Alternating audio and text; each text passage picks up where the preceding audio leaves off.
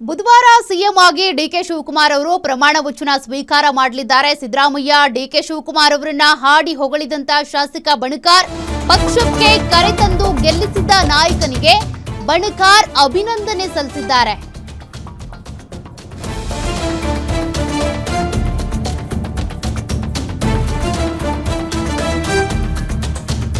DK Shivakumar ಆಡಳಿತದಿಂದ ಕಾಂಗ್ರೆಸ್ ಉನ್ನತ ಮಟ್ಟಕ್ಕೇರುತ್ತೆ. DK Shivakumar ನೇತೃತ್ವದಲ್ಲಿ ಮತ್ತೆ ನಾವು ಅಧಿಕಾರಕ್ಕೆ ಬರ್ತೇವೆ.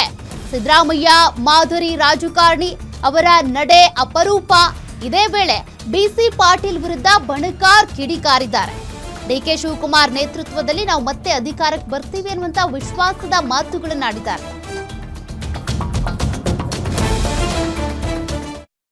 ಮಾಡಿ ಸಿಎಂ ಸ್ಥಾನದಿಂದ ಈಗಾಗಲೇ ಸಿದ್ದರಾಮಯ್ಯನವರು ಕೆಳಗಿಳಿರುವಂತದ್ದು. ನೂತನ ಸಿಎಂ ಆಗಿ ಡಿಕೆ ಶಿವಕುಮಾರ್ ಅವರು ಅಧಿಕಾರವನ್ನ ಇನ್ನೇನು ಕೆಲವೇ ದಿನಗಳಲ್ಲಿ ವಹಿಸಿಕೊಳ್ತಾರೆ.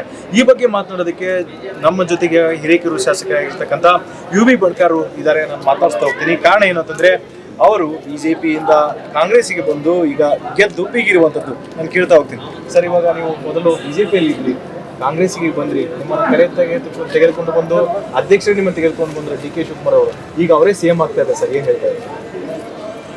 ನಮ್ಗೆ ಗೊತ್ತಿರೋ ಹಾಗೆ ಬಹುಶಃ ಇತಿಹಾಸದಲ್ಲಿ ಒಂದು ಕಡೆ ಸಿದ್ದರಾಮಯ್ಯನವರ ಆಡಳಿತ, ಇನ್ನು ಮುಂದೆ ಡಿಕೆ ಶಿವಕುಮಾರ್ ಅವರ ಆಡಳಿತ, ಮತ್ತೆ ಈ ರಾಜ್ಯದಲ್ಲಿ ಕಾಂಗ್ರೆಸ್ ಪಕ್ಷವನ್ನು ಉನ್ನತ ಸ್ಥಿತಿಗೆ ಒಯ್ಯುವಲ್ಲಿ ಯಾವುದೇ ಸಂದೇಹ ಇಲ್ಲ.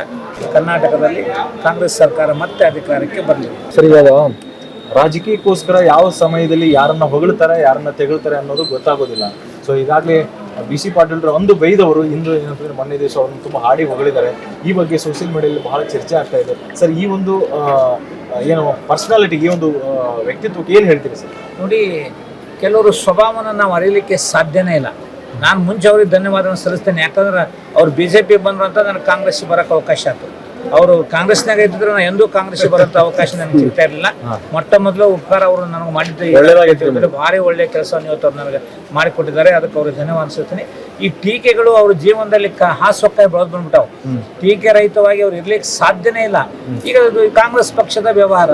ಕಾಂಗ್ರೆಸ್ ಪಕ್ಷದವ್ರು ಅವ್ರು ಏನಾದ್ರು ಬದಲಾವಣೆ ಮಾಡ್ಕೊಳ್ತಾರೆ. ಈ BJP ನಡೆದಿದೆ. ಇವ್ರಿಗೆ ಎಲ್ಲದಕ್ಕೂ ರಾಜಕಾರಣ ಮಾಡಬೇಕು. ಎಲ್ಲೋ ಒಂದು ಕಡೆ ಸಿದ್ದರಾಮಯ್ಯ ಇಶ್ಯೂ ಬಂದ್ರೆ ಅದ್ರ ಏನು ಲಾಭ ಆಗತ್ತೆ ಅಂತ ಅದೆಂತ ಅಂತ ಬೆಂಕಿ ಹಿಡಿದಾಗ ಲಾಭ ಮಾಡ್ಕೊಳಕ್ ಹೋಗ್ಬೇಕಂತ, ಬೆಂಕಿ ಆರಿಸ್ಬೇಕಂತ ಹೋಗೋದಿಲ್ಲ. ಅದ್ರ ಗಳದಾಗ ಏನಾದ್ರು ಲಾಭ ಆಗತ್ತ ನೋಡಂತ ಜನ ಇದ್ವತ್ನ ನಾವೇನು ಮಾಡಕ್ ಸಾಧ್ಯ ಇಲ್ಲ. ಇವ್ರ ಕಾರ್ಯವೈಖರಿ ಇದೇ ಸಿದ್ದರಾಮಯ್ಯನ ಮೇಲೆ ಅಷ್ಟು ಪ್ರೀತಿ ಇದ್ದಿದ್ರೆ ಅವ್ರ ಮುಖ್ಯಮಂತ್ರಿ ಅವ್ರು ಇದ್ದಾಗ ಬಿಟ್ಟು ಬರೋಂಥ ಅವಶ್ಯಕತೆ ಇದ್ದಿಲ್ಲ. ಕಾಂಗ್ರೆಸ್ಗೆ ದ್ರೋಹ ಮಾಡಿ ಬರೋಂಥ ಸಂದರ್ಭ ಬರ್ತಾ ಇರಲಿಲ್ಲ. ಅಂತ ದೊಡ್ಡ ಮಹಾದ್ರೋಹದ ಕೆಲಸ ಮಾಡಿ ಇವತ್ತು ಸಿದ್ದರಾಮಯ್ಯವರು ಗೌರವದ ಸ್ಥಾನ ಪಡೀತಾ ಇದ್ದಾರೆ. ಇವ್ರಿಗೆ ಈರ್ಷೆ ಪ್ರಚಾರ ತಗೊಂತಿದ್ರು. ಅವ್ರು ಸಿದ್ದರಾಮಯ್ಯ ಹೆಸರು ಬರಲಿಲ್ಲ. ಆದ್ರೆ ನೋಡಿ, ಒಬ್ಬ ಮನುಷ್ಯ ಪ್ರಾಮಾಣಿಕ ಸತ್ಯ ಮುಚ್ಚಿಡಕ್ಕೆ ಸಾಧ್ಯ ಇಲ್ಲ. ನನಗೆ ಈಗ ನೀನು ಹೇಳ 4 ನೀರಾವರಿ ಯೋಜನೆಗಳನ್ನು ಸಿದ್ದರಾಮಯ್ಯರು ಕೊಟ್ಟರು ಅಂತ ಈಗ ಹೇಳ್ತಾರೆ. ಅವಾಗ ಹೇಳಿಲ್ಲ. ಚುನಾವಣೆ ಅವಾಗ ಸಿದ್ದರಾಮಯ್ಯರಿಗೆ ಹೋಗಿ ಸಿಕ್ಕಾಪಟ್ಟೆ ಬೈದ್ರು. ಸಿದ್ದರಾಮೋತ್ಸವ ಮಾಡಿದ್ರಲ್ರಿ ಇದ್ರಾಗ. ಆ ಸಿದ್ದರಾಮೋತ್ಸವ ಮಾಡಿದಾಗ ಸಿಕ್ಕಾಪಟ್ಟೆ ಟೀಕಾ ಮಾಡಿದ್ರು. ಇವ್ರು ಸಂಬಂಧ ಇಲ್ಲ. ಮೊನ್ನೆ ಯಡಿಯೂರಪ್ಪನವ್ರು ಆತ ಅಭಿಮಾನೋತ್ಸವ ಆತ, ನಾವೇನೋ ವಿರೋಧ ಪಕ್ಷ ಮಾತಾಡ್ತೇವೆ.